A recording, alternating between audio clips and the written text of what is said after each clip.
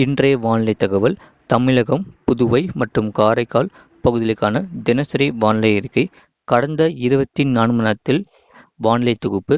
தமிழகத்தில் ஓரிரு இடங்களில் மழை பெய்துள்ளது. காரைக்காலில் லேசான மழையும், புதுச்சேரியில் மிக லேசான மழையும் பதிவாகியுள்ளது. அடுத்த 5 தினங்களுக்கான வானிலை முன்னறிவிப்பு மற்றும் எச்சரிக்கை. தெற்கு வங்கக்கடல் பகுதிகளில் மேல்வளி மண்டல சுழற்சி நிலவுகிறது.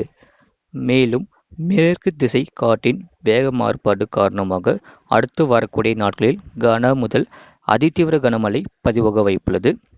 30ஆம் தேதி தமிழ்நாடு, புதுச்சேரி மற்றும் காரைக்கால் பகுதிகளில் ஓரிரு இடங்களில் இடி மின்னுடன் கூடிய லேசான மழை முதல் மிதமான மழை பெய்யக்கூடும்.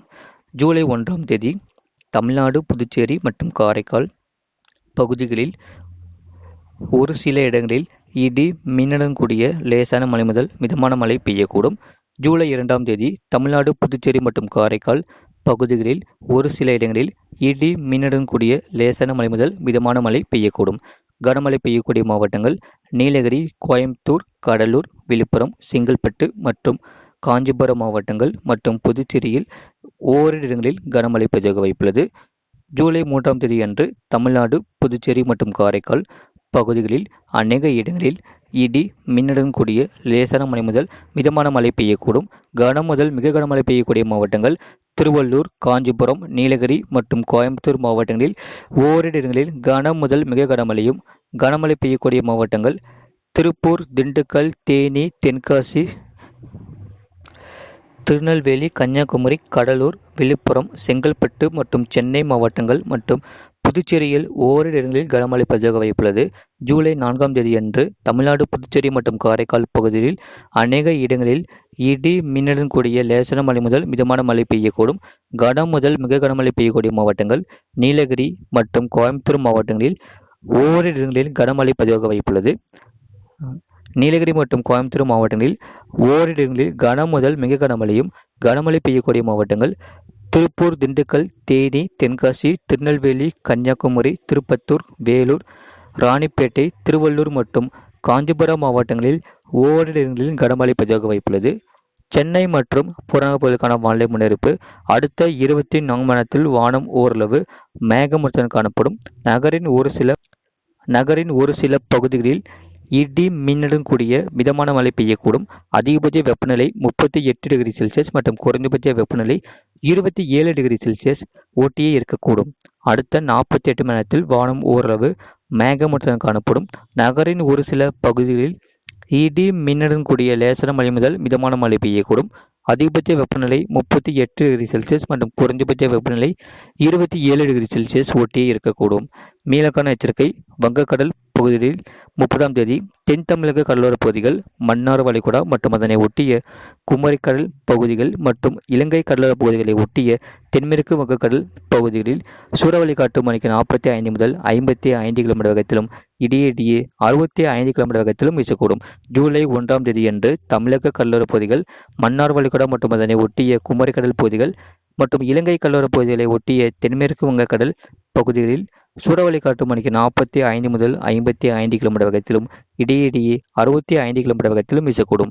ஜூலை 2ஆம் தேதியன்று ஆந்திரா கடலோர பகுதிகள் மற்றும் அதனை ஒட்டிய மத்திய மேற்கு வங்கக்கடல் பகுதிகளில் மற்றும் தமிழக கடலோர பகுதிகள், மன்னார் வளைகுடா மற்றும் அதனை ஒட்டிய குமரிக்கடல் பகுதிகள் மற்றும் இலங்கை கடலோர பகுதிகளை ஒட்டிய தென்மேற்கு வங்கக்கடல் பகுதிகளில் சூறாவளி காற்று மணிக்கு 45 முதல் 55 கிலோமீட்டர் வேகத்திலும் இடையிடையே 65 கிலோமீட்டர் வேகத்திலும் வீசக்கூடும். அந்தமான் கடல் பகுதிகள், தென்கிழக்கு வங்கக்கடல் பகுதிகளை ஒட்டிய தென்மேற்கு வங்கக்கடல் பகுதிகளில் சூறாவளி காற்று மணிக்கு 40 முதல் 45 கிலோமீட்டர் வேகத்திலும் இடையிடையே 55 கிலோமீட்டர் வேகத்திலும் வீசக்கூடும். தமிழ்நாட்டில் பெரும்பாலான மாவட்டங்களில் இனி வரக்கூடிய நாட்களில் மாலை மற்றும் இரவு நேரங்களில் கனமழை தீவிரமடைய வாய்ப்புள்ளது. வட தமிழக கடலோரம் மற்றும் டெல்டா மாவட்டத்தில் இடங்களில் மிதமான மழை முதல் கனமழை பதிவாக வாய்ப்புள்ளது. வட தமிழக உள் மாவட்டங்கள் மற்றும் தென் மாவட்டங்களில் ஒரு சில இடங்களில் மிதமான மழை பதிவாக வாய்ப்புள்ளது. மேற்கு தொடர்ச்சி மலையை ஒட்டிய மாவட்டத்தில் ஒரு சில இடங்களில் கனமழை கூட்டியிருக்கக்கூடும்.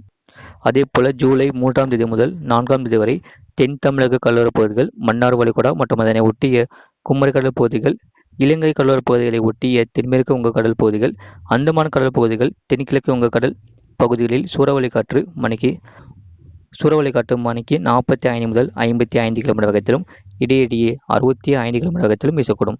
வட தமிழக கடலோரப் பகுதிகள், தென்னாந்திர கடலோரப் பகுதிகள் சூறாவளி காற்று மணிக்கு 40 முதல் 45 கிலோமீட்டர் வேகத்திலும் இடையிடையே 55 கிலோமீட்டர் வேகத்திலும் வீசக்கூடும்.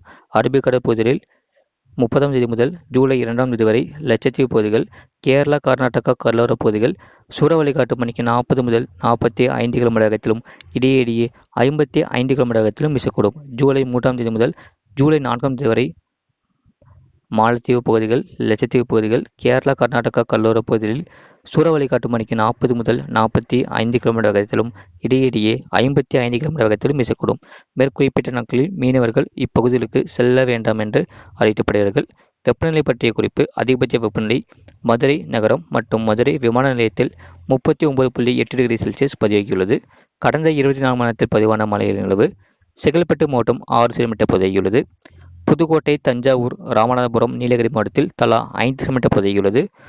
புதுக்கோட்டை, தஞ்சாவூர் மாவட்டம், செங்கல்பட்டு மாவட்டம் மேற்கு தாம்பரம், ராமநாதபுரம் தீர்த்தாண்டம், மயிலாடுதுறை மாவட்டம் கொள்ளிடம், திண்டுக்கல் மாவட்டம் மணலூர்பேட்டை தலா 2 சென்டிமீட்டர் பதிவாகியுள்ளது. திண்டுக்கல் மாவட்டம் கொடைக்கானல் படகு குளம், நீலகிரி மாவட்டம் சிறுமுள்ளி, நீலகிரி மாவட்டம் கூடலூர் பஜார், ஈரோடு தலா 1 சென்டிமீட்டர் பதிவாகியுள்ளது. இது போன்ற செய்திகளை உடனுக்குடன் அறிந்து கொள்ள மறக்காமல் சேனலை சப்ஸ்கிரைப் செய்யுங்கள். மற்றவர்களுக்கு தெரியப்படுத்த ஷேர் செய்யுங்கள்.